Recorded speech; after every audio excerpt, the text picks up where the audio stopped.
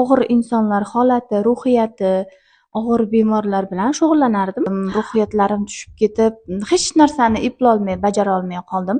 O'ng tomonimda, faqat o'ng tomonimda toshmalar toshib ketdi. U toshmalar faqat kechasi bezovta qiladi. Kunduzi somatinka deb o'qirdim ko'p joyda, lekin tushunardimu, qabul qilmas ekanman, amal qila olmas ekanman. Bo'ladi. Boshimda ko'p og'riq. Siz bizning lecheniyamizdan hech ham yomon bo'lib qolmadingizmi? Yo'q, Xudoga shukr, bu boshqa davlatlarda oldindan bo'lgan. Hozir o'sha holatlarda kasalliklarni sog'ayish jarayonlarini ko'proq chet el kitoblarini o'qib o'rganyapmiz. Ularda ko'proq bo'lgan. Ulardan kam joyimiz yo'q, faqat o'zimiz ustimizda ko'proq ishlashimiz kerak. Bu lecheniya muolajalarida vrach sifatida men tavsiya qilaman. Mana Umida opa, siz shifokorsiz. Shifokor sifatida birinchi mana lecheniya olayotganingizga qancha vaqt bo'ldi? Men dekabr oyida kelganman. O'sha hozir mana 2 oy, to'liq 2 oydan oshdi. Lecheniya olish vaqti boshlanganiga. Mana shu 2 oy davomida mana lecheniya oldingiz. Lecheniya mobaynida qanaqa ko'tarilishlardan o'tdingiz? Qanaqa bo'ldi обострение jarayoni sizda? Menda o'zi boshida bloklarim ko'pligini bilardim, his qilardim, chunki kasbim shuni taqozo qiladi. Kasbimni o'zim yaxshi ko'rib shu kasb egallaganman. Men ham og'ir insonlar holati, ruhiyati og'ir bemorlar bilan shug'ullanardim. Lekin o'shalarda holatidan kelib chiqqan holda bizda ham kuzatiladigan jarayonlar, bloklar ko'payib ketganligini his qilardim o'zimda. Lecheniya olishga o'zim o'z xohishim bilan keldim va menda boshlangandan, muolaja boshlanishidan o'zi birdan yaxshilanish boshlandi. Yaxshilanishda orqasidan sizda chalg'itib turadigan yomon holatlar ham bo'lib turdi. Bu chalg'ish jarayonida o'zi mana shu o'rgatgan mashqlaringiz hammasini bajarib turdim. Tavsiyalarni bajarib turdim, lekin baribir ichki ruhiy holatda pasaytiradigan jarayonlar bo'lib turdi. Masalan, to'g'risini aytaman, o'ng tomonimda, faqat o'ng tomonimda toshmalar toshib ketdi. U toshmalar faqat kechasi bezovta qiladi. Kunduzi hech narsa tegmaydi.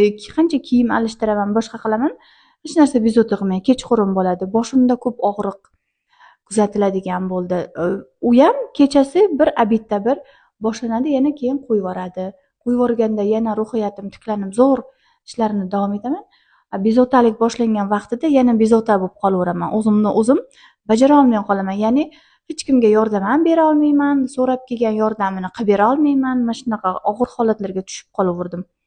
Kechasi uyqularimda hamma narsani yaqni ko'radigan bo'ldim. Yaxshini ham, yomonni ham ajratadigan bildim. Intuitsiya yaxshi ishlashni boshladi. Intuitsiyam ancha kuchga kirdi, lekin hayot tarzimda menga ko'p yordam berib boshladi intuitsiyam. Yaxshi tomonga ko'proq yordam berib boshladi. Ko'p narsalarni o'zi asl holatini ko'radigan bo'ldim. Ko'rdim, 100% ko'rdim. Endi bu meni hayot tarzimga bog'liq bo'lgani uchun men buni hammaga aytib bera olmayman, lekin o'zimga bo'lgan ishonchlarim juda ham oshdi. Somatinka deb o'qirdim ko'p joyda, lekin tushunardimu, qabul qilmas ekanman, amal qila olmas ekanman. Bular hammasiga erishdim.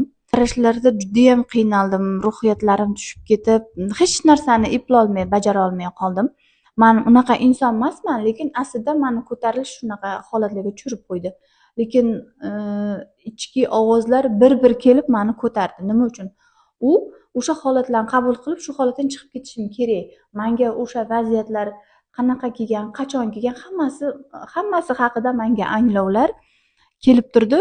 O'zim ham tushunib oldim holatimni, hammasini tushunib oldim. O'tib oldingizmi ko'tarilishlardan? Juda ham qiyin bo'ldi, lekin o'tib oldim. Rahmat sizlarga. Xursandsiz hozir. Juda ham xursandman.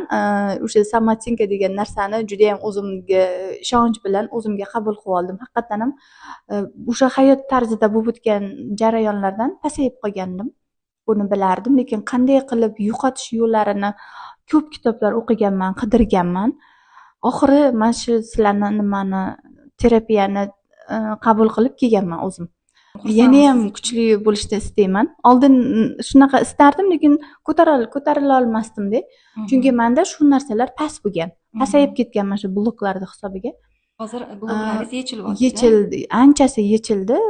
Men bu jarayonda, ya'ni bu lecheniya muolajalarida vrach sifatida men tavsiya qilaman.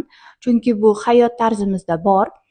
Biz onamizni 9 oy yashaymizki, uni holatida ko'rgan, kechirgan har xil yaxshi, yomon holatlar istasak, istamasak bizga o'tadi. Chunki Alloh shunaqa yaratgan bizni. to'qima hujayra, RNK, DNK hammasi orqali bu bizga o'tadi. Bu jarayonni bartaraf qilib bo'lmaydi.